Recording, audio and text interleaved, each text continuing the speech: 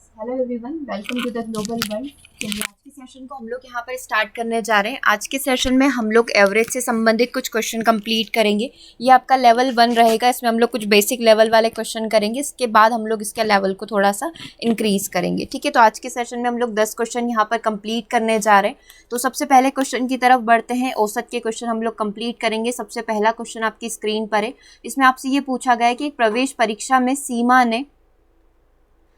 ने 56% अंक अर्जित किए। ठीक है, एक एंट्रेंस एग्जाम था जिसमें सीमा को 56% आए हैं।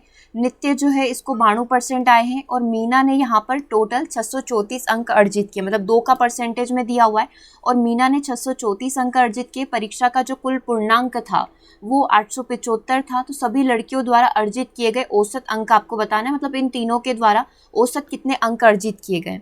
ठीक है, तो औसत अंक हम लोग कैसे निकालते हैं? औसत का फॉर्मूला क्या होता है कि जितने भी नंबर्स हैं उन सबको जोड़कर टोटल नंबर जो है उनसे डिवाइड कर दीजिए। मतलब कितने नंबर है, 3 नंबर है तो 3 से डिवाइड कर देंगे।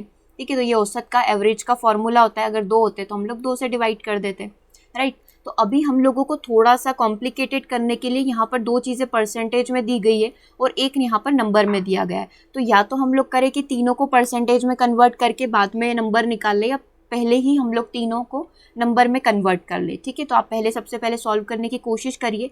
उसके बाद हम लोग इसको साथ में बैठकर सॉल्व करेंगे और चेक करेंगे कि इसका आंसर क्या होगा। जैसा क्वेश्चन में दिया हुआ है मैं यहाँ पर लिख रही हूँ। सीमा को 56% नंबर आए हैं। ये जो नित्य है इसको यहाँ पर 92% नंबर आए हैं और ये जो मीना है इसको यहाँ पर आए हैं 634 नंबर। ठीक है, और हम लोगों को यहाँ पर पूर्णांक कितना दे रखा है?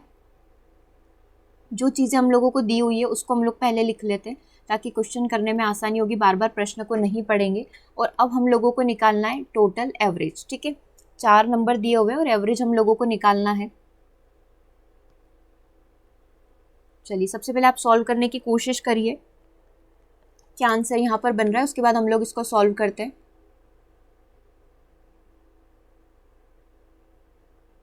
देखो टोटल पूर्णांक कितना है? 875 का है। मतलब 875 में से सीमा को 56% अंक मिले तो हम लोग ये बोल सकते हैं कि 875 का 56% मतलब परसेंट होगा तो डिवाइड बाय 100 हो जाएगा। और ये जो नित्या है सबसे हाईएस्ट नंबर मिले मतलब इसको 92% मिले। मतलब कहीं ना कहीं बहुत ज़्यादा होगा 56% से। और इसको एज इट इज़ रहने देते क्योंकि सभी को हम लोग सोच रहे हैं कि नंबर में कन्वर्ट कर ले ताकि एवरेज निकालने में, औसत निकालने में आसानी होगी।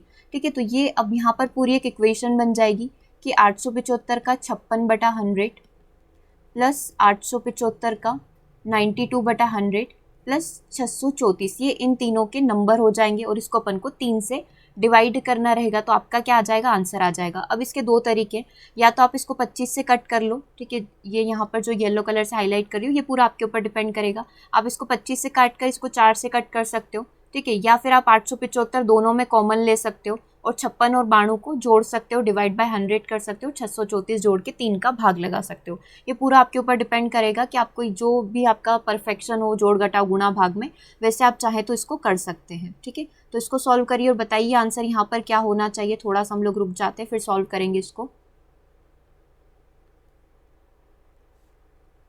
तो मुझे सबसे अच्छा तरीका क्या लग रहा है कि यहाँ पर हम लोग डायरेक्टली गुणा भी करना चाहे तो वो भी कर सकते हैं, या 875 को कॉमन ले लो। 875/100 को कॉमन लिया तो अंदर बच गया मेरा 56 प्लस 92। ठीक है, और बाहर की साइड मेरा 634 बैठा हुआ ही है और डिवाइड बाय 1/3 करना है तो हम लोग लास्ट में लिख देंगे। ठीक है, जगह कम है तो हम लोग अभी 1/3 नहीं लिखते। ठीक है, अब इसको आप चाहे तो 25 से काट लो। 25 चौक 100, ये 25 से कट जाएगा। 25 या 75 और कितना बचेगा? ये 25 5 125 हो जाएगा। 35/4 बच रहा है और ये 6 और 2 8 हो गए। 9 और 5 कितने हो गए? 14 होते हैं। ठीक है, और ये कितना हो जाएगा? 634।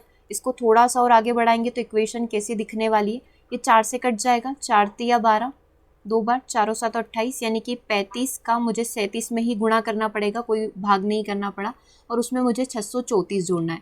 35 का 37 में गुणा करने का सबसे अच्छा तरीका होता है कि इस दोनों के बीच में एक नंबर मिस है। 36 वाला जो नंबर होता है, जब हम लोग गिनती बोल रहे होते हैं 35 36 37 38 39, तो 35 और 37 के बीच में एक नंबर मिस है 36। तो हमें बताया कि 36 का स्क्वायर कितना होता है? 1296 होता है।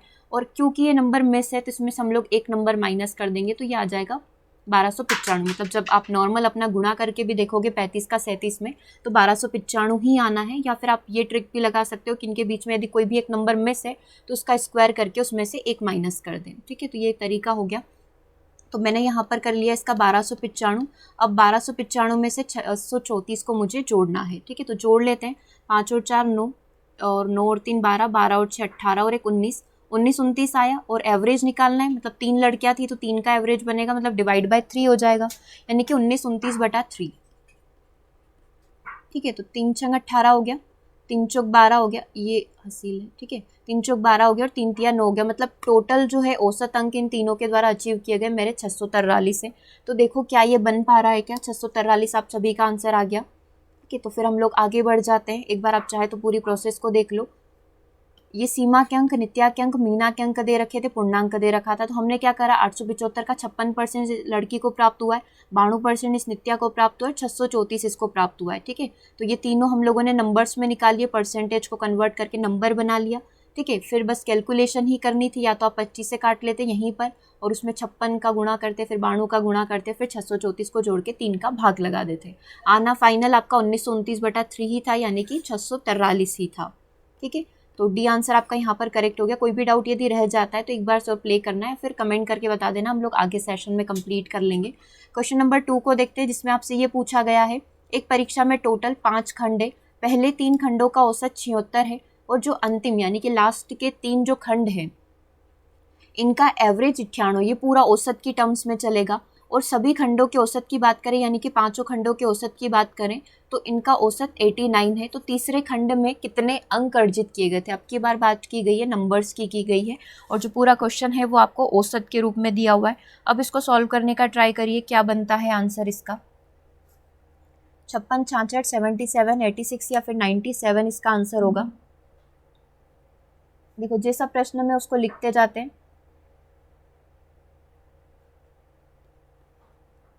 पहले जो 3 खंडों का औसत है 76 है, तो टोटल नंबर निकालना है तो हमें औसत का खंड में गुणा करना पड़ेगा।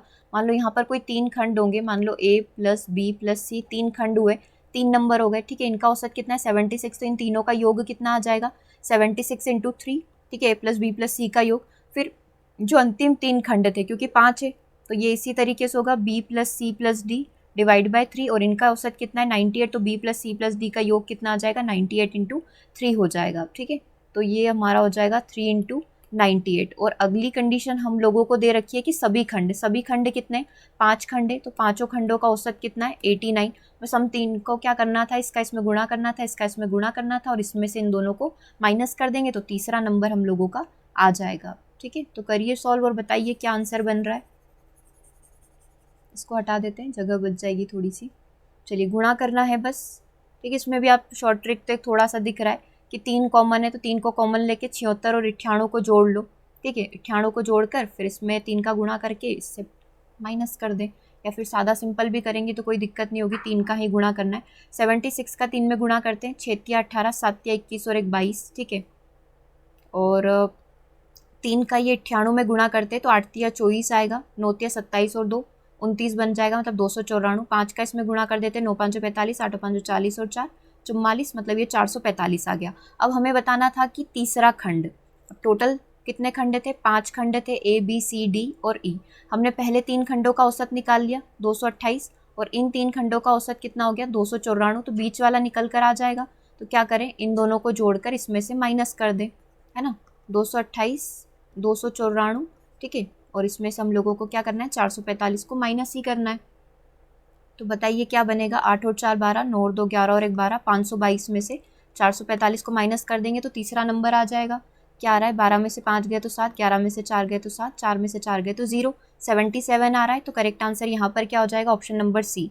अब हमने क्या किया, हाईलाइटेड कलर से देख लेंगे, पहले 3 खंडों का औसत 76 इंटू 3 था, अगले 3 का 98 इंटू 3 था, मतलब इन तीनों में क्या कॉमन हो गया, सी कॉमन हो गया, और इन पाँचों का औसत 445 है। तो इन दोनों को जोड़ देंगे ताकि आपका जो नंबर बनेगा वो ABCDE प्लस सी बन जाएगा, ठीक है। तो ये सी की वैल्यू आ गई। इन पाँचों में से आपने क्या करा, ये देखो ABCD और E और C, ठीक है, ये आपने यहाँ पर निकाला इस ब्रैकेट के अंदर। इसमें से आप माइनस कर रहे हैं ABCDE को, क्योंकि ये 5 खंडों का औसत कितना था 89, यानी कि 445 था। तो वैल्यू किसकी आ गई, तीसरे खंड की आपकी औसत आ गई 77। तो ये इस तरीके से आपके एवरेज के क्वेश्चन सॉल्व होते हैं। क्वेश्चन नंबर 3 की बात करेंगे। देखो क्वेश्चन नंबर 3 क्या बोल रहा है कि आशा, लता और दिव्या, ये 3 लड़कियां हैं, ठीक है, आशा, लता और दिव्या, इनका औसत दैनिक आय, मतलब इन तीनों की जो, यानी कि अब बीच में प्लस रहता है, ठीक है, इन तीनों की जो दैनिक आय ना वो 50 रुपये है, तो इन तीनों की ओवरऑल आय कितनी हो जाएगी, 150 रुपये हो जाएगी। ठीक है, ऐसे ही सॉल्व करेंगे। यदि लता जो है दिव्या से 30 रुपये अधिक कमाती है, आशा दिव्या से 2 गुना कमाती है, तो दिव्या की दैनिक आय कितनी होगी। सॉल्व करिए और बताइए इसका आंसर यहाँ पर क्या बन सकता है। चलो बताएंगे आंसर क्वेश्चन नंबर 3 का।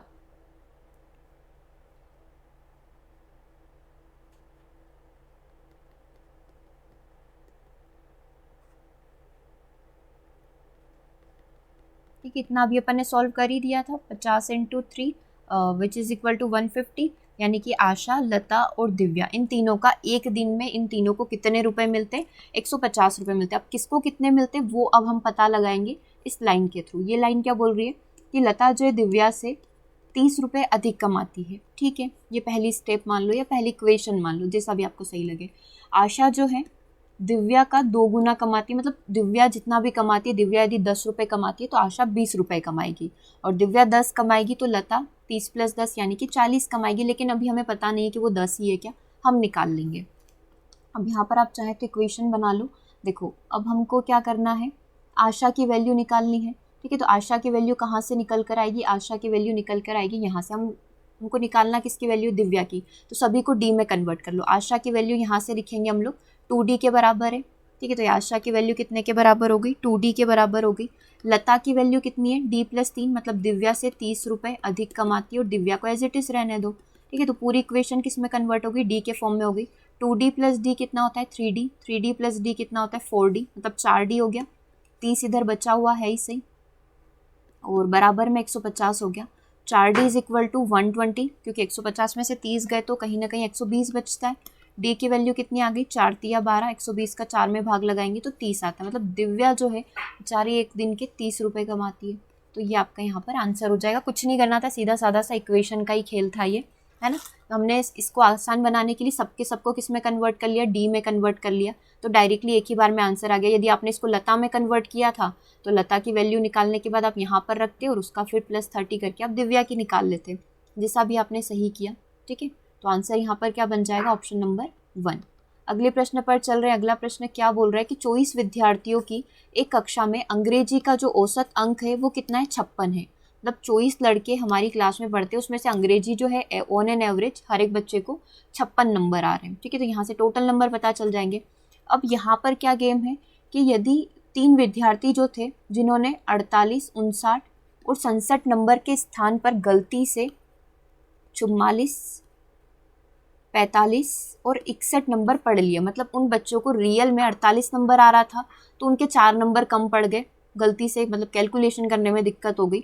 59 नंबर आ रहा था तो इसको तो 45 नंबर ही दिए मैम ने। ठीक है, तो अब क्या करना पड़ेगा, आगे भी ऐसा ही हुआ। तीसरे बच्चे को 67 आ रहे थे, मैम ने कम करके 61 दे दिए। तो हमें क्या करना पड़ेगा, नंबर बढ़ाने पड़ेंगे, क्योंकि हमने गलती से यहाँ तीनों ही नंबर को क्या कर दिया है, कम कर दिया है। ठीक है, तो हम लोग क्या करते हैं, इन तीनों ही नंबर को इंक्रीज कर देते हैं। ठीक है, तो स्टार्टिंग से स्टार्ट करते हैं। 24 विद्यार्थियों की एक कक्षा में जो अंग्रेजी के औसत अंक है वो 56 है, तो ओवरऑल नंबर कितने हो जाएंगे, 24 का 56 में गुणा कर देंगे। 24 × 5 120 होता है, 24 × 144 होता है, तो ये 14 यहाँ का कैरी बन जाएगा, 14 हासिल का बन जाएगा। 24 × 5 120 होता है। ठीक है, तो ये टोटल नंबर कितने हो गए, 1344 हो गए। मतलब सभी बच्चों का 24 ही बच्चों का एक नंबर मिलाया जाए तो 1344 नंबर यहाँ पर बन जाएंगे। ठीक है, अब यहाँ तक तो ठीक था, लेकिन आगे ये दिक्कत हो रही है कि ये नंबर का कुछ एक बोल सकते हैं ना कन्फ्यूजन हो गया है। 48 पढ़ने थे, 44 पढ़ लिए, मतलब 4 नंबर जोड़ने पड़ेंगे इसके अंदर। ठीक है, 59 थे, 45 पढ़ लिए, मतलब कि ये कितना हो रहा है, 14 नंबर जोड़ने पड़ेंगे। ये कितने थे, 67 थे, लेकिन गलती से 61 पढ़ लिए गए, मतलब 6 नंबर और हमें फाइनल अंदर बढ़ाने पड़ेंगे। ठीक है, तो टोटल कितने नंबर बढ़ाने पड़ेंगे, 4 नंबर, 14 और 4 18, और 18 और 6 कितने होते हैं, 24 होते हैं। तो मतलब हमें फाइनल जो नंबर थे उसके अंदर 24 नंबर बढ़ाने पड़ेंगे। 1344 में से हमने 24 जोड़ दिए, तो 4 और 4 8, 4 2 6 और ये 13, टोटल 1368 नंबर बच्चों को आ रहे थे, जो कि गलती से कुछ औसत में 26 पढ़ लिए गए, 1344 जोड़ लिए गए। अब ये कितने के नंबर है, ये 24 ही बच्चों के नंबर है, कोई बढ़ा नहीं, कोई घटा नहीं, कुछ नहीं हुआ। तो इसका वापस से एक एवरेज निकालना था, तो सही नंबर तो क्या है, 1368 है। कितने नंबर जोड़े, अगर ये पूछ लिया जाता तो 24 नंबर और हमें जोड़ना पड़े गलती की वजह से, ठीक है। बस अब 1368 को आप या तो 24 से भाग लगाओ, 8 से लगाओ, 4 से लगाओ या 24 से डायरेक्टली लगा लो। 24 से लगा लेते, 24 का टेबल आता है, 24 एकम 24 48, 24 5 120 होता है और 24 6 144 होता है। तो 24 5 120 हो गया, कितना और बचा, 68 और बचा है, यानी कि 16 और बचा है। अब कितना हो गया ये, 24 5 120, 24 6 144, 24 7 168 होता है, ठीक है, क्योंकि 24 8 192 होगा, 24 7 168 होगा। तो जो एवरेज आया है, सही औसत कितना आया है, 57 आया है। 57 ऑप्शन में नहीं है, मतलब करेक्ट आंसर क्या हो जाएगा आपका, नन ऑफ दिस, है ना। होता है बहुत बार ऐसा कि कोई नहीं आपका आंसर हो जाता है, इतनी मेहनत करने के बाद आपको पता चलता है कि आपके ऑप्शन में ही आंसर नहीं है। तो करेक्ट आंसर यहाँ पर क्या बन जाएगा आपका, ऑप्शन नंबर ई। चलो एक बार और देख लो, यदि नहीं समझ में आया तो। 24 का 56 में गुणा करा तो एक गलत एवरेज हमें पता चल गया, क्योंकि यहाँ पर जो है नंबर में कुछ मिस्टेक कर दी गई थी लिखते समय। 48 को 44, 59 को 45 और 67 को 61 पढ़ लिया गया, मतलब 24 नंबर का घपला था। हमने 24 और इसमें जोड़कर इसको सही बना दिया, सही नंबर बना दिया और उसका एवरेज निकाल लिया, ठीक। अगले प्रश्न पर बात करें, 5 नंबर का क्वेश्चन आपकी स्क्रीन पर है। एक विद्यार्थी ने एक परीक्षा में 4 विषयों की परीक्षा दी, मतलब एक परीक्षा में टोटल बोल सकते हैं कि 4 अलग अलग सब्जेक्ट थे, जिसमें से प्रत्येक विषय के लिए पूर्णांक समान था। मतलब हो सकता है 100 नंबर का पेपर था, हिंदी इंग्लिश संस्कृत और विज्ञान का, या 200 का था, 150 का था, वो अभी हमें पता नहीं है यहाँ तक। तो सभी 4 विषयों में परीक्षार्थी ने कुल 60% अंक प्राप्त किए। मतलब टोटल जो था, जैसे कि अभी हम देख रहे थे 572 टोटल बना, ठीक है, तो टोटल का उसने 60% अंक लिए, मतलब 500 का 60% आप मान सकते हैं, 500 का 60% इसको मिला है, ठीक है। 300 नंबर मिल लिए, जितने भी मिले होंगे जो टोटल पूर्णांक पर निर्धारित होगा। अब इसके जो अपन बोल सकते हैं कि जो रेशियो दिया हुआ है या फिर जो अनुपात दिया हुआ है चारों सब्जेक्ट का, वो दिया हुआ है 24 30 32 और 34। ये चारों सब्जेक्ट का क्या है, हमारे पास अनुपात है, ठीक है। क्वेश्चन समझ में आया। और उसके आगे दिया हुआ है कितने विषयों में उसने 60% से अधिक अंक प्राप्त किए। तो ये थोड़ा सा यहाँ पर बोल सकते हैं कॉम्प्लिकेटेड है। कॉम्प्लिकेटेड तो क्या, मतलब इसमें कोई भी नंबर हमें दे नहीं रखा है, मतलब पूरा ही आपको एक अजम्पशन लेकर चलना पड़ेगा कि टोटल पूर्णांक, आप एक मान लो कि टोटल पूर्णांक कुछ होगा, ठीक है, क्योंकि आपसे ये भी नहीं पूछा है कि टोटल पूर्णांक क्या था, तो निकालने की भी ज़रूरत नहीं है। आपको डायरेक्टली ये बताना है कि कितने सब्जेक्ट में उसको 60% से ज़्यादा नंबर मिले हैं, ठीक है। तो स्टार्ट करते हैं, जैसा प्रश्न बोल रहा है करते जाते हैं, कुछ ना कुछ तो रिजल्ट आएगा ही सही इसका। चलो स्टार्ट करें इसको, यहाँ से स्टार्ट करते। एक विद्यार्थी ने परीक्षा में, मतलब 4 सब्जेक्ट थे, कोई भी वो 4 सब्जेक्ट हो सकते हैं, a subject, be subject, D subject, D subject, ठीक है, 4 सब्जेक्ट हो गए। प्रत्येक विषय के लिए पूर्णांक समान था। मान लो कि 100x मान लेते हैं ताकि वो कैलकुलेशन करने में आसानी होगी, क्योंकि परसेंटेज में दिया हुआ है। ये 100 नंबर का पेपर होगा, 100 का मल्टीपल हो सकता है, जैसे 200 हो सकता है, 400 हो सकता है, 300 हो सकता है, 150, कुछ भी होगा। ये 100x का पेपर था, तो ये भी 100x का होगा, ये भी 100x का होगा और ये भी 100x का होगा। आप चाहे तो x भी मानकर करोगे तो भी आ जाएगा, बस वो ये कि पॉइंट में कभी आंसर आ जाए, इसलिए हम लोग 100 मान रहे हैं, ठीक है। तो ये अभी तक जो इसने बोला वो मैंने लिख दिया। उसके बाद इसने बोला सभी 4 विषयों में परीक्षार्थी को कुल 60% अंक मिले, मतलब टोटल चारों सब्जेक्ट का। अब चारों सब्जेक्ट का सम कितना हो जाएगा, 100x plus 100x plus 100x plus 100x, मतलब टोटल 400x इसका नंबर बना। जैसे हम लोग एग्जाम देते तो 5 सब्जेक्ट होते थे 10th में, ठीक है, 10th में नहीं 12th में 5 होते थे, 100 नंबर के सारे पेपर होते थे, ठीक है। तो हम लोग बोलते थे कि 500 नंबर का टोटल पूर्णांक बनाए और 500 में से मुझे 85% आया, ठीक है, तो 500 का आप 85% निकाल लेते थे। ऐसे ही यहाँ पर कुछ 400x का पूर्णांक बन रहा है और इसका कितना परसेंट मिला है मुझे, इसका मुझे केवल 60% ही आया है, ठीक है। मैंने जब एग्ज़ाम दी, मैंने अच्छे से तैयारी नहीं करी, तो मुझे सिर्फ 60% नंबर ही मिले, तो मुझे टोटल 240x नंबर ही मिले, ठीक है। यहाँ तक तो हो गया कि मुझे कितने हुए, मतलब हम लोग बोल सकते हैं पूर्णांक कितने का था, 400x का पूर्णांक था, और जो प्राप्तांक थे, मतलब हम लोगों को कितने नंबर आए, हम लोगों को केवल 240x नंबर ही आए, ठीक है, कम नहीं है, अच्छे खासे नंबर है, 240 तो बहुत अच्छे होते हैं, ठीक है, 240x नंबर आ गए। अब यहाँ पर जो है इनका अनुपात दे रखा है, अनुपात क्या है, 24 का अनुपात, इसका कलर चेंज कर लेते हैं, ठीक है, ये 24 का अनुपात है, 24 अनुपात 30 अनुपात 32 अनुपात 34, ठीक है, यहाँ तक क्लियर है। ये अनुपात में राशि है, क्योंकि राशि क्या, अनुपात में नंबर है, राशि नहीं नंबर बोलेंगे इसको, ठीक है। ये इस अनुपात में इसको नंबर मिले हैं। तो अब आप ये देखो कि ये नंबर अनुपात में और ये 240x की राशि बिल्कुल बराबर होगी, क्योंकि यही तो नंबर इसको प्राप्त हो रहे हैं। तो हम लोग बोल सकते हैं कि जो 240 जो हमने निकाला, कल्पनात्मक रूप से निकाला, ये इसके बराबर हो जाएगा, किसके बराबर हो जाएगा, 24 प्लस 30 प्लस 32 प्लस 34। ठीक है, अभी मैं इसको थोड़ा कॉम्प्लिकेटेड नहीं कर रही हूँ, नहीं तो आपको और शॉर्ट में सॉल्व करना था तो आप इसमें 2 का भाग लगा देते। ठीक है, तो ये राशि थोड़ी सी और छोटी हो जाती, बट कोई ना, हम लोग यहाँ पर डायरेक्टली इसी को जोड़ लेते हैं। 24, 30, 32 और 34 को जोड़ना है और उसको 240 के बटे में रखना है। तो 2, 3, 5, 3, 8 और 3, 11 है ना, ये 11 हो गया, और ये 4 और 2, 6 और 4, 10 और 11 और 1, 12। ठीक है, टोटल 120 के बराबर होगा जब आप इन चारों को जोड़ेंगे। अब आप इसको कट करके देख लीजिए, तो 1 की वैल्यू कितने के बराबर आ गई, 2x के बराबर आ गई। ठीक है, तो अब आपके यहाँ से निकल जाएंगे सारे ही नंबर्स, क्योंकि आपको एग्जैक्ट नंबर तो पता नहीं है, बस आपको क्या करना है, एक अंदाजन नंबर निकालने। तो ये 24 के बराबर है। ठीक है, 1 कितने के बराबर है, 2x के बराबर है, तो 24 कितने के बराबर हो जाएगा, 24 दूना 48x के बराबर हो जाएगा। ठीक है, 1 जो है 2x के बराबर है, ये से हम लोग निकालते हैं ना, 1 की वैल्यू 2x के बराबर है, तो 30 की वैल्यू कितने के बराबर हो जाएगी, 60x के। ये कितने के बराबर हो जाएगा, 64x के, और 34 दूना 68x। ठीक है, तो अभी एग्जैक्ट तो नहीं पता, लेकिन हाँ x की टर्म्स में हमें पता है कि आंसर यहाँ पर हो सकता है। अब प्रश्न वाले ने भी ऐसे ही पूछा है कि किसमें 60% से अधिक अंक है, तो बता दो कि 60% से अधिक अंक आपको कहाँ कहाँ पर दिख रहे हैं। एक तो ये 60% है, ये 48 है, मतलब 60 से कम है, ये 64 है और ये 68 है, मतलब इन दोनों में मिल रहे हैं बच्चे को हाईएस्ट नंबर, मतलब 60% से अधिक नंबर। तो कितने सब्जेक्ट में मिले हैं, 2 सब्जेक्ट में मिले हैं। करेक्ट आंसर क्या हो गया, करेक्ट आंसर हो गया ऑप्शन नंबर ई। ओके, एक बार इसको पूरे स्क्रीन पर अच्छे से समझ लो, फिर से एक बार और करवा देती हूँ तो अच्छे से समझ आ जाएगा। यदि वो एक बार में होता है कि पहली पहली बार में क्वेश्चन नहीं समझ में आता है देखने से।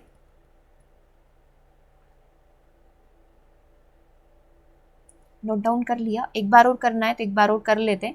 देखो, इसमें जो बोला गया था कि आपको कुछ भी नंबर्स नहीं दे रखे, मतलब पूरा एक कल्पना तो करनी पड़ेगी। आप x मान के चलो, 100x मान के चलो। टोटल 4 सब्जेक्ट हैं, ABCD करके हमारे पास 4 सब्जेक्ट हैं। ठीक है, 4 सब्जेक्ट हो गए, अलग अलग ब्लॉक बना दो इनके।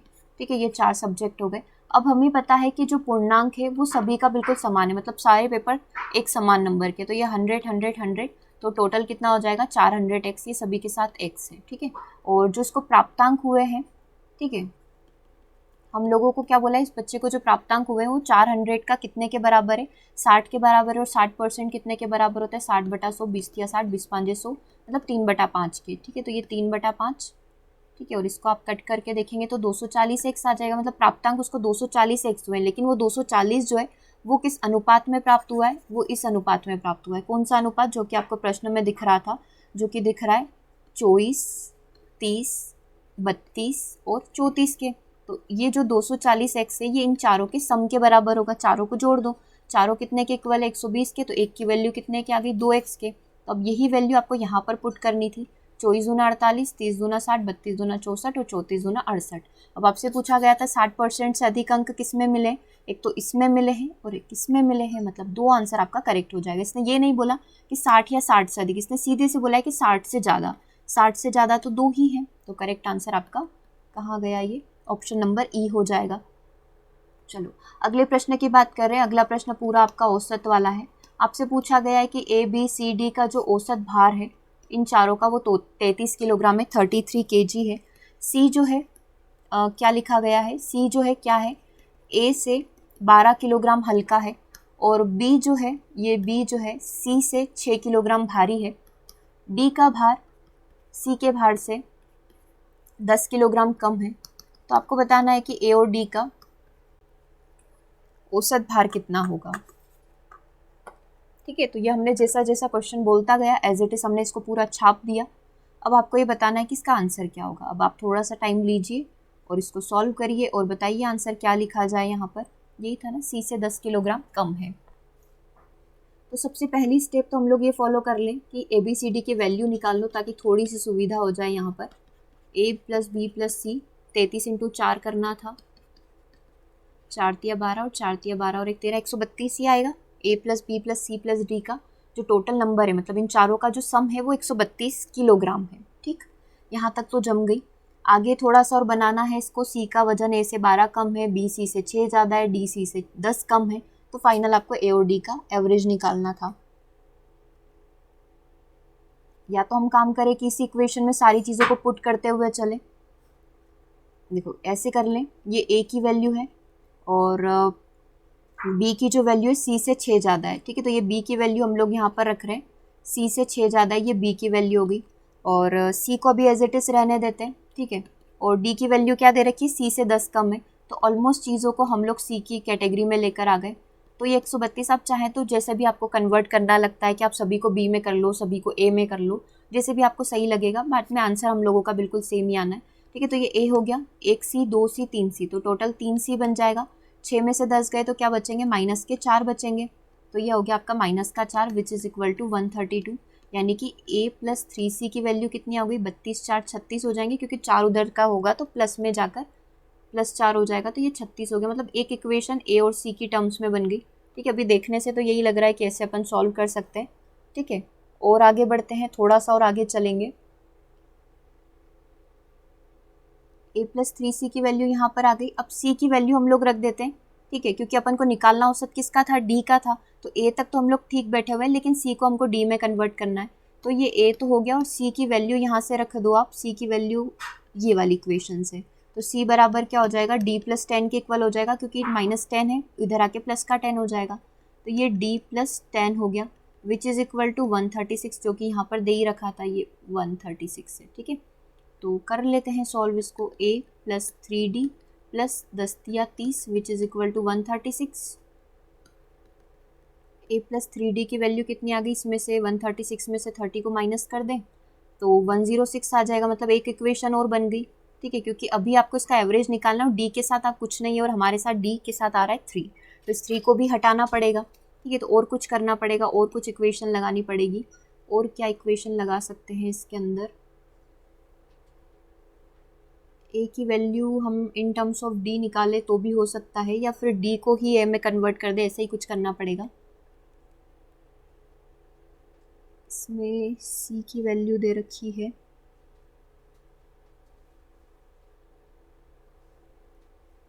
देखो यहाँ से हम लोग एक इक्वेशन और बना सकते हैं, थोड़ी सी जगह हटाने के लिए हम लोग इसको हटा देते हैं अभी, ठीक है। इसको स्टेप बाय स्टेप करते हुए ऊपर की साइड चलेंगे। देखो ए की वैल्यू यदि हम लोग यहाँ से निकालें इस वाली इक्वेशन से, तो ए की वैल्यू आ जाएगी c प्लस 12, ठीक है। और यहाँ पर अगर हम लोग इस इक्वेशन को देखें तो c की वैल्यू क्या है, c की वैल्यू है d प्लस 10 प्लस 12, तो a की वैल्यू कितनी आ जाएगी, d प्लस 22 आ जाएगी, ठीक है। तो अब मैं यहाँ पर चाहूँ तो a की वैल्यू d प्लस 22 रख सकते हैं, तो ये d plus 22 plus 3d which is equal to 106, तो ये 4d is equal to 106 minus 22 हो गया। तो ये 4d की वैल्यू कितनी आ जाएगी, 6 में से 2 गए तो 4, 10 में से 2 गए तो 8, यानी कि सबसे ऊपर लिख रही हूँ 4d इज़ इक्वल टू दिख रहा है 84, तो d की वैल्यू आ जाएगी 21, ठीक है। तो d की वैल्यू आ गई मेरी 21। अब a की वैल्यू निकालनी है, तो हमको यहाँ पर दिख रहा है, ये देखना, ये वाली इक्वेशन जो येलो कलर से हाईलाइट हो रहा है, यहाँ पर देखना d की वैल्यू 21 है और 21 में आपको सिर्फ 22 जोड़ना है, तो 21 और 22 कितने होते हैं, 43 हो जाएंगे, क्योंकि 21 21 42 होते हैं और एक आपको जोड़ना है।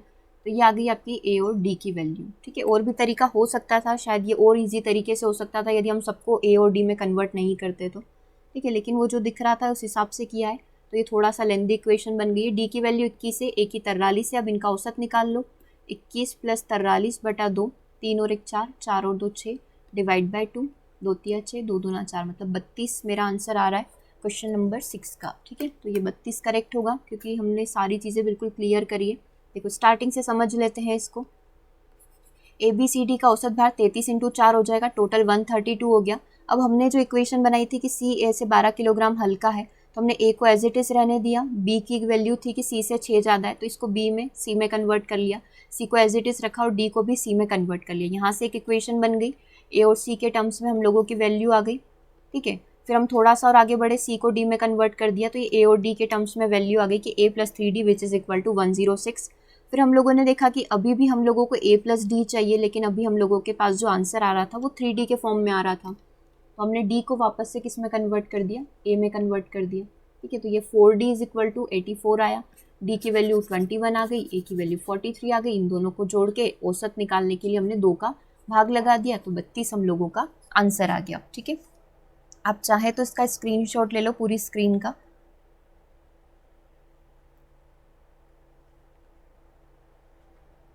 चलिए आगे बढ़े, अगले प्रश्न पर मूव करें।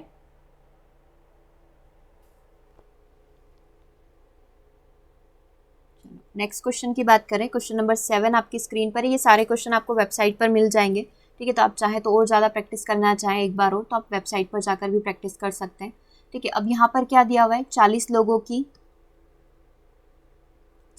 की बात की जा रही है, ठीक है। क्या बोल रहा है इसके अंदर ये कि 40 लोगों के कार्यालय में ए, बी और सी 3 कैटेगरी के अधिकारी है, मतलब उच्च अधिकारी, और इस तरीके से 3 कैटेगरी है, श्रेणी ए, श्रेणी बी और श्रेणी सी।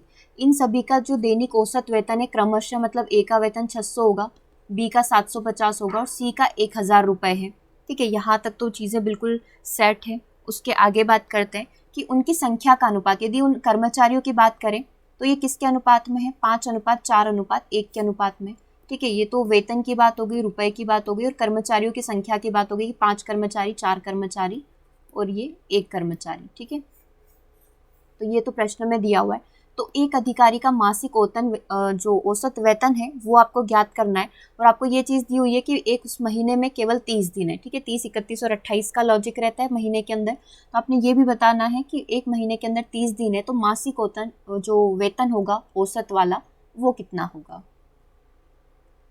चलो इसको स्टार्ट करते हैं हम लोग सॉल्व करना। आप चाहे तो पहले खुद से सॉल्व कर सकते हैं, तो वीडियो को रोककर आप पहले खुद से ट्राई करने की कोशिश करें यदि बन पा रहा है, नहीं तो फिर हम लोग यहाँ पर इसको सॉल्व करते हैं, ठीक है।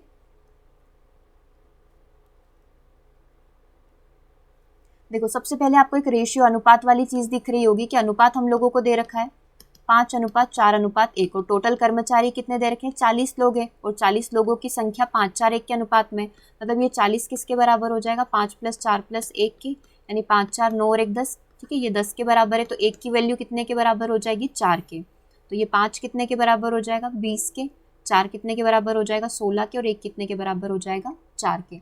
तो अब हमें ये चीज़ पता चल गई कि श्रेणी ए में 20 लोग हैं जिनका वेतन 600 रुपये है, ठीक है। दैनिक वेतन मतलब 20 लोगों को एक दिन के 600 रुपये मिलते हैं, 16 लोगों को एक दिन के 750 रुपये मिलते हैं, और 4 लोग ऐसे हैं, मतलब वो उच्च अधिकारी है जिनको एक दिन के 1000 रुपये दिए जाते हैं, ठीक है। ऑफिसर जो है जिस भी ऑफिस में ये काम करते हैं इनके द्वारा। अब हमें यह बताना था कि एक अधिकारी का मासिक औसत वेतन कितना है। तो हम लोग क्या करें, पहले सारे अधिकारियों का वेतन निकाल लें, फिर एक अधिकारी का जो है आसानी से निकल जाएगा। तो ये हटा देते हैं, ये चीज़ हमें पता चल गई कि हमने रेशियो से एक एक नंबर निकाल लिया, ठीक है। इसका भी काम नहीं है, इसका भी नहीं है और इसका भी नहीं है, क्योंकि डायरेक्ट नंबर निकाल लिए। मेन इसीलिए था वो 20, 16 और 4। तो 600 लोगों का वेतन, 600 रुपये 20 लोगों का वेतन है, 750 रुपये 16 लोगों का वेतन है, और 1000 रुपये 4 लोगों का वेतन है। तो ये 4000 के बराबर हो जाएगा। ये 16 5 80 होता है, 16 7 30, 16 7 112 और 8 कितने होते हैं, 120। तो ये 120 के बराबर हो गया, मतलब 12000, और 600 दूना कितने होते हैं, 1200 और 10, मतलब ये टोटल वेतन आ गया इन सभी का। 600 लोगों का वेतन 12000, 750 लोगों का वेतन 12000 और 1000 लोगों का वेतन 4000। इन सब का सम कर लो, यानी कि इन तीनों को जोड़ लीजिए।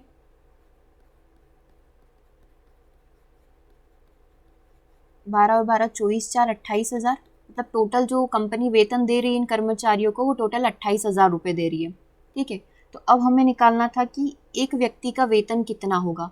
तो ये कितने लोगों का वेतन है, ये 40 लोगों का वेतन है। तो एक व्यक्ति का जो औसत वेतन जो होगा, या जो उसकी इनकम जो होगी, वो कितने रुपए हो जाएगी, 7,000 रुपये हो जाएगी। लेकिन आपने देखा होगा 7,000 हमको ऑप्शन में ही नहीं दिख रहा है, क्योंकि इसने बोला है कि आपको मासिक वेतन निकालना है। मासिक मतलब पूरे महीने का एक व्यक्ति का वेतन, ठीक है। तो ये कितना हो जाएगा, 21,000 रुपये। 21,000 रुपये हम लोगों को दिख रहा है ऑप्शन नंबर 1 के अंदर, ठीक है। तो करेक्ट आंसर क्या हो जाएगा, ऑप्शन नंबर 1।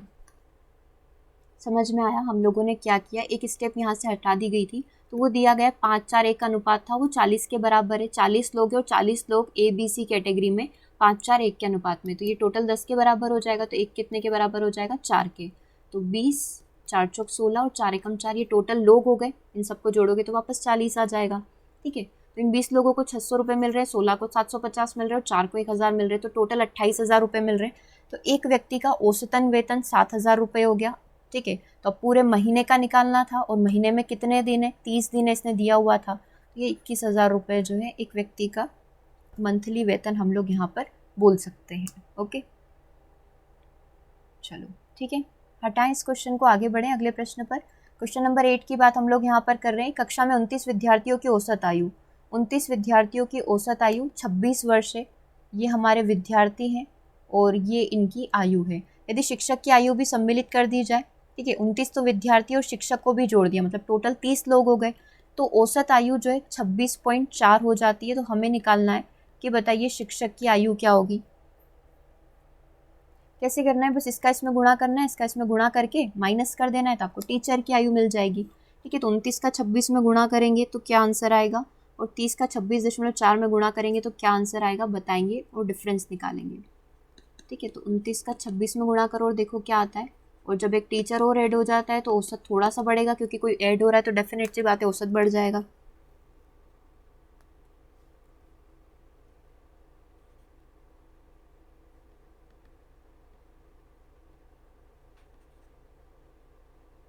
यही आ रहा है 754। 29 का 26 में गुणा करेंगे तो 754 आएगा। अब 30 का हमें 26.4 में गुणा करना है, तो 3 का गुणा कर लो, क्योंकि वही दशमलव हटाओगे एक जीरो से एक जीरो कट जाएगी। 78, 26 से 78 और एक 79। ठीक है, यही आ रहा है, गड़बड़ तो नहीं हुई है, हाँ यही है। 30 का 26.4 में गुणा करेंगे तो 792 आएगा। ठीक है, और 29 का 26 में गुणा करेंगे तो 754 आएगा। इसमें से इसको माइनस कर लीजिए, 12 में से 4 गए तो 8, 8 में से 5 गए तो 3, 38 आ रहा है। यस, ऑप्शन नंबर डी आपका करेक्ट है। दिया हुआ है आपका ऑप्शन के अंदर कि जो टीचर की आयु है वो कितनी है, 38 वर्ष का टीचर भी सम्मिलित होने से औसत हमारा 26.4 हो गया था। ठीक है, तो करेक्ट आंसर यहाँ पर क्या हो गया, ऑप्शन नंबर डी है। बिल्कुल बेसिक वाला क्वेश्चन औसत का। अगला प्रश्न देखेंगे, एक छात्रावास में 45 स्टूडेंट है। यदि विद्यार्थियों की संख्या 5 बढ़ जाती है, मतलब 45 तो थे लेकिन 5 और नए आ गए, तो मेस का जो कुल व्यय है वो 30 रुपये प्रतिदिन के हिसाब से बढ़ जाता है। लेकिन जो औसत की बात करें, प्रति व्यक्ति जो औसत है, पर पर्सन जो औसत है, वो जो व्यय है उसका वो 2 रुपये यहाँ पर कम हो जाता है। मेस का जो प्रतिदिन का व्यय है वो 30 रुपये से बढ़ रहा है, लेकिन जो प्रति व्यक्ति औसत की बात करें तो वो 2 रुपये से यहाँ पर कम हो गया है। तो आपको बताना है कि मेस का वास्तविक व्यय जो है वो कितना खर्चा लग रहा था और इन 5 बच्चों के आने की वजह से जो कि बढ़ चुका है। ठीक है, तो आपको बढ़ा हुआ नहीं, जो पुराना वास्तविक व्यय है वो ज्ञात करना था। चलो, इसको पहले क्वेश्चन की लैंग्वेज को समझो, उसके बाद इसको सॉल्व करने की कोशिश करेंगे।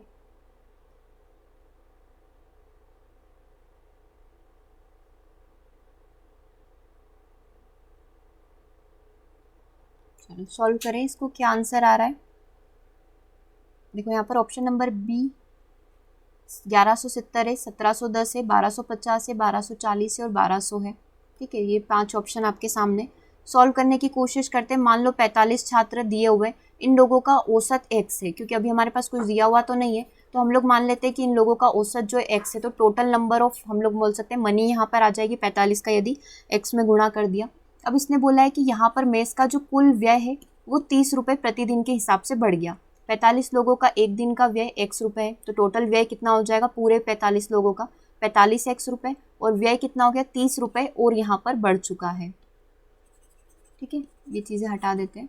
ये समझ में आया हमने ये कैसे लिखा, क्योंकि 45 लोगों का व्यय हम लोगों ने मान लिया कि x है, लेकिन इसने दिया है कि जब 5 विद्यार्थी और बढ़ गए तो व्यय कितना बढ़ गया। यहाँ पर हम लोग बोल सकते हैं मेस का कुल व्यय 30 रुपये प्रतिदिन के हिसाब से बढ़ जाता है जब 5 विद्यार्थी और क्या हो जाते हैं, इसके अंदर इंक्लूड हो जाते हैं। ठीक है, तो अब पहले 45 विद्यार्थी थे, अब कितने हो गए, अब हो गए 50 विद्यार्थी। ठीक है, 5 और बढ़ गए, 45 थे, अब 50 हो गए। लेकिन जो प्रति व्यक्ति औसत था, औसत कितना माना, x माना, वो कितने रुपए कम हो गया, 2 रुपये यहाँ पर कम हो गया। टोटल व्यय जो था 30 रुपये प्रतिदिन के हिसाब से बढ़ा, लेकिन जो एक ओवरऑल प्रति व्यक्ति औसत था वो 2 रुपये से प्रति व्यक्ति का औसत कितने रुपए कम हो गया, 2 रुपये यहाँ पर कम हो गया। तो बस इक्वेशन को सॉल्व करना था। 45x + 30 is equal to 50x, और 50 का 2 में गुणा करेंगे तो 100, और माइनस का साइन लगा देंगे क्योंकि ये माइनस का है। ठीक है, तो 30 इधर ही रहने दो, 100 को इधर लेकर आ जाओ और 45 को उधर भेज दो। ठीक है, तो 130 इज इक्वल टू 5x, तो x की वैल्यू कितनी आ जाएगी, 5 दूना 10 और ये 5 छंग 30, x की वैल्यू आ गई 26। और हमसे क्या पूछा गया था कि जो वास्तविक व्यय था वो कितना था, 45x का व्यय हो रहा था, तो 45 × 26 हो जाएगा। तो 45 का 26 में गुणा कर लेते हैं, 6 × 24 3 27, 5 दूना 10 7 17, 7 बच जाएगा, 4 दूना 8 और 3 11, 1170 रुपये आपका आंसर आ रहा है, यानी कि ऑप्शन नंबर बी। बस मेन इसमें इक्वेशन ही बनानी होती कि 45 विद्यार्थी है, मेस का कुल व्यय जो है 30 रुपये से बढ़ा है, 5 विद्यार्थी और आने से प्रति व्यक्ति का औसत 2 रुपये यहाँ पर कम हो गया है। ठीक है, तो ये हमने इक्वेशन बना ली और करेक्ट आंसर क्या हो जाएगा यहाँ पर ऑप्शन नंबर बी। चलो नेक्स्ट प्रश्न की बात करते हैं। क्वेश्चन नंबर 10 आपकी स्क्रीन पर है। यहाँ पर आपका एलिगेशन, मिक्सचर एंड एलिगेशन के साथ साथ अनुपात दिया हुआ है कि एक मिश्र धातु में x और y जो है 2:3 के अनुपात में, और दूसरी मिश्र धातु, मतलब ये पहली मिश्र धातु, ये दूसरी मिश्र धातु, इसमें जो x और y का अनुपात है, मतलब वही दूध पानी हुआ, एल्कोहल और कोई भी पानी हो गया, उसका अनुपात जो है 7:3 के अनुपात में। जब इन दोनों मिश्र धातुओं को किस अनुपात में मिलाएं, मतलब इसका अनुपात क्या ले और इसका अनुपात क्या ले, ताकि जो नई मिश्र धातु, मतलब एक सी मिश्र धातु बनेगी, इसमें x का जो परसेंटेज है वो 50% हो, मतलब ये वाली जो है, ये वाली, इसका परसेंट कितना हो जाना चाहिए, हाफ हाफ, मतलब हाफ x होगी, आधी x हो जाएगी और आधी कितनी हो जाएगी, y यहाँ पर हो जाएगी। चलो तो इसको सॉल्व करते हैं।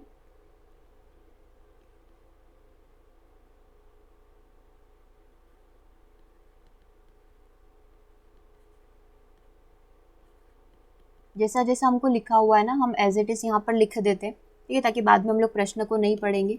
50-50% दोनों चाहिए x, और इसमें पूछा है कि x धातु की मात्रा 50% हो, तो आप किस अनुपात में इनको मिलाओगे। तो हमें x की वैल्यू निकालनी है, तो इसमें आप टोटल परसेंटेज देखेंगे, इसमें x का परसेंट कितना है, 2/5 हो जाएगा। अनुपात की बात कर लेते हैं, ठीक है, 3, और ये 2 + 3 कितना होता है, 5। इसी तरीके से इसमें कितना हो जाएगा, 7/10, और इसमें कितना हो जाएगा, 3/10, ठीक है, क्योंकि ये टोटल कितना मान लिया, 10 मान लिया, और 10 का 3 जो है यहाँ पर y है, ठीक है। तो अब यहाँ पर क्या करना है, हमें निकालना है अनुपात, यानी कि उसका 50% की मात्रा निकालनी है, और सारी चीज़ें अभी तक हमारे पास अनुपात में रखी हुई है। चलो तो आगे बढ़ेंगे हम लोग। यहाँ पर इसको हम लोग ले रहे हैं, सिर्फ x वाली वैल्यू को कंसीडर कर लेते हैं, या तो पूरी y वाली ले लो या फिर पूरी x वाली ले लो, ठीक है। तो हम लोगों को प्रश्न में x दिया हुआ है, तो हम लोग x ही मान लेते हैं, ठीक है। तो ये 2/5 हो गया, ये इस पूरे x का भाग हो गया, ये पूरी जो बड़ा वाला कैपिटल वाला x है ये, ठीक है, क्योंकि दो मिश्र धातु x और y है, तो ये पहली मिश्र धातु और ये दूसरी मिश्र धातु, ठीक है। तो ये 2/5x, और इधर से हम लोग इस x को उठा लेते हैं, 7/10 y को उठा लेते हैं, ठीक है। टोटल कितनी मात्रा है, ये पूरा x है और ये पूरा y है, यानी कि ये पूरा x + y के बराबर है, जो कि कितना होगा, 50%, यानी कि 50/100, 50/100 यानी कि 1/2, ठीक है। इसको थोड़ा सा छोटा करना पड़ेगा, नहीं तो बिल्कुल भी जगह नहीं बचेगी। चलो तो जैसा लिखा था उसको थोड़ा सा छोटा करके यहाँ पर लिख लेते हैं। देखो ये कितना है,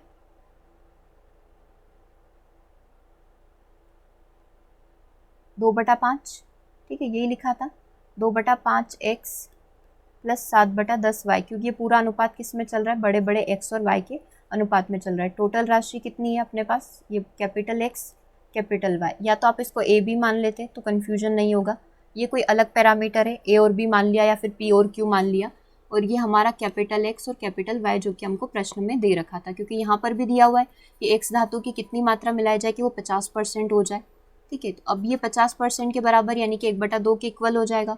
इसको सॉल्व कर लीजिए, क्रॉस मल्टीप्लिकेशन कर लें, 2/5x + 7/10y = 1 × x + y, ऐसे ही कुछ लिखा जाएगा, ठीक है। तो ये कितना बन जाएगा यहाँ पर,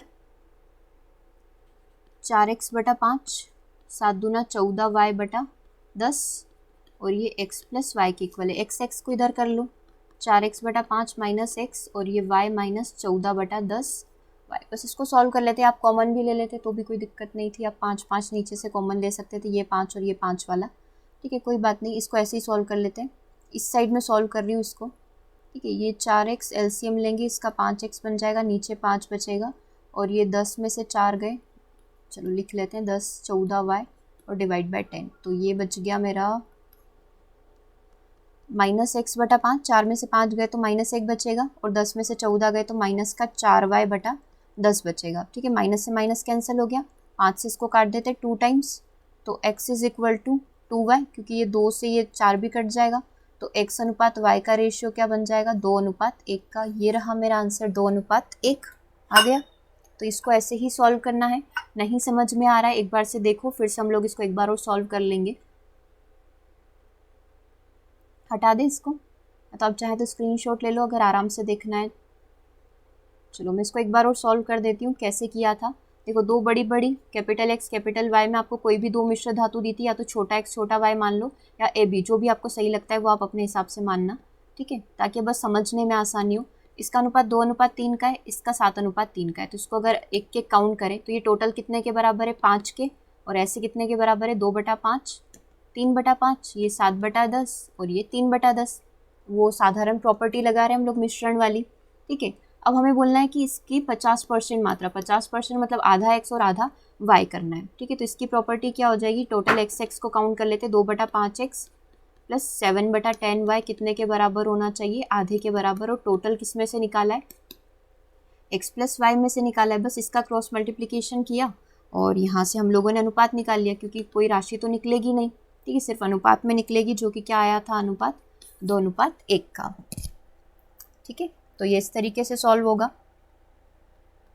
चलिए, तो ये 10 क्वेश्चन आज के सेशन में हम लोगों ने कंप्लीट किए हैं। यदि आप वीडियो को रोकते हैं और क्वेश्चन को कंप्लीट करते हैं, उसके बाद आंसर करते हैं, तो अपना स्कोर ज़रूर से एक बार शेयर करें और लेवल के साथ एक बार से ज़रूर से कमेंट करके बताएं, ताकि इसी तरीके से और भी सीरीज़ आपको मिलती रहे। प्रैक्टिस करने के लिए आप वेबसाइट पर जा सकते हैं www.globalworldacademy.com। वहाँ पर ये सारे ही वीडियो के जो क्वेश्चन हम लोग कंप्लीट कर रहे हैं, ये सारे ही रखे हुए हैं, तो आप डेली से वहाँ बैठ कर प्रैक्टिस कर सकते हो, ठीक है। सेशन को ओवर करेंगे, मिलेंगे हम लोग नेक्स्ट सेशन में। Thank you for watching.